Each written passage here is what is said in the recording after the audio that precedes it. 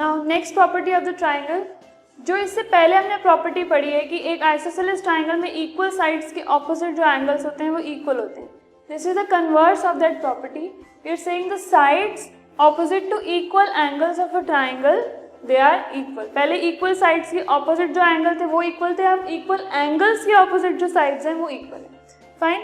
So we will see an example related to this. The example says इस triangle में A B C जो triangle है we have the bisector A D of angle A.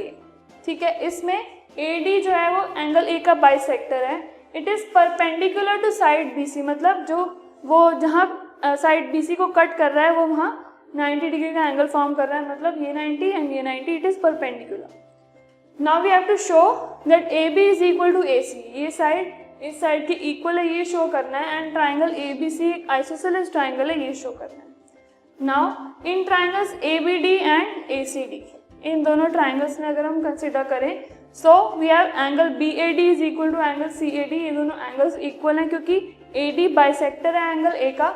A D is equal to A D, this thing, क्योंकि ये common है. And angle A D B is equal to angle A D C which is equal to 90 degree. ये दोनों angles 90 degree के, it is given to us. So by A S A rule, मतलब दो angles and included side वाला जो सा rule है, इससे हम ये कह सकते हैं that these triangles they are congruent to each other. And by simplicity A B is equal to A C. Fine. So the triangles that are given to us they are congruent and the sides they are equal to each other. So A B and E C, ये दो sides A B and A C equal हो गई. सो अगर दो sides एक triangle में equal है, so that means that triangle is an isosceles triangle. Let us move on.